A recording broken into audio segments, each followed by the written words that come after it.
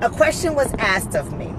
How do you maintain a relationship, or how do you survive in a relationship when you're the only conscious one? So let me say that again. How do you survive in a relationship when you are the only conscious one? That question that was asked of me is a question that I think many of us ask ourselves. Like, how do we do this? How do we do this? It is hard to see things differently in the world. Things differently, such as the injustices that we see, such as the police violence and brutality against us, such as our own people and their corrupt ways and their corrupt thinking, such as parenting issues that are not healthy for healthy generations. The list can go on. I can have a plethora of things that, when you are conscious, consistently bother you every single day. The minute you get up, the minute you go to sleep, these are things that bother conscious people every day. We don't think about that. We don't sit down there and we don't ask ourselves, am I looking for somebody who's going to grow at the same pace that I'm growing? Am I looking for somebody who's going to share my same thoughts and my same ideas? Because everybody is different. But how does that impact your relationship when you are consciously trying to make a difference in your community and your partner doesn't see the value in it? When you're constantly awake and you're watching certain things and you're making adjustments in your own behavior, but your partner doesn't see the value in it. How do you get along with your partner when you can't even have conversations with your partner about certain issues because they don't see eye to eye with you? So I'm going to say this, and I'm going to be really, really brief. I am not staying on this for a long time. I promise you, not today. I'm going to be really brief. But let me say this to you. When you get in a relationship with somebody, everybody's going to develop and grow at different stages in their life. We are not all going to experience the same things all the time.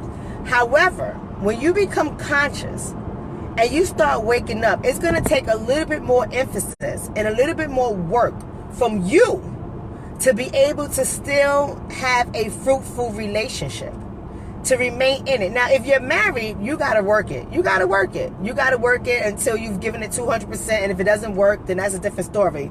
But when you are dating somebody and y'all don't have kids in common, you might have to get yourself to a place where you make a decision.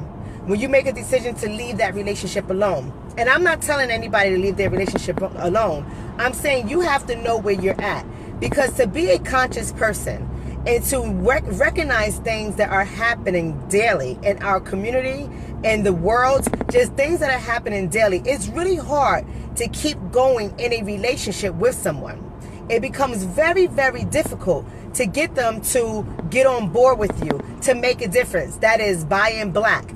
That is educating the children about their African history. That is correcting behaviors in a community that are not so, positive, or not so productive to what the cause is. You may not be with a partner who wants to do all of that. You may not have somebody in your circle who shares that same passion and that same enthusiasm as you. You may have somebody who's whitewashed or brainwashed, and they don't see the value in it because in their eyes, they see the world differently. So what do you do with that? What do you do with that? If you're married, you got to work with it. It's just that simple. I mean, there is no secret formula I'm going to give you. And it's going to be frustrating, but you have to have people in your community that you can talk to.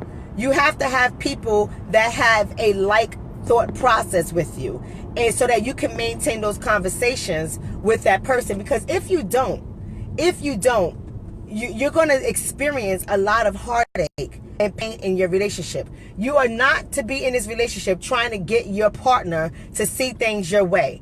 You got to really pretty much be quiet. You got to pretty much be quiet. I know Sharice is saying try to educate them, but Sharice, for some people, that's going to be very frustrating because no matter what you say, they're not going to see it your way. No matter what you say, they're going to look at it as,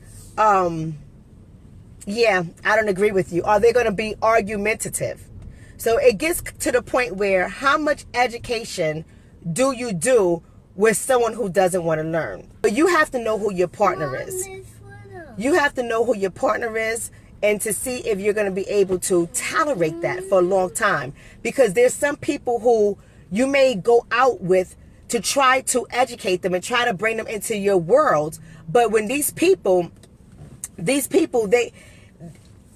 some people are just argumentative. They're not going to see it your way. So from my experience, I can't speak for everybody, but I'm going to give you this. From my experience, trying to educate some people who are just argumentative, or they just want to, whatever you say, if you say it's up, they say it's down. If you say it's right, they say it's left. They always have something in the opposing view for you. It's tiring. For me, it's an energy drainer. So sometimes you just got to know who you can talk to and who you cannot talk to. And sometimes that's going to be your partner.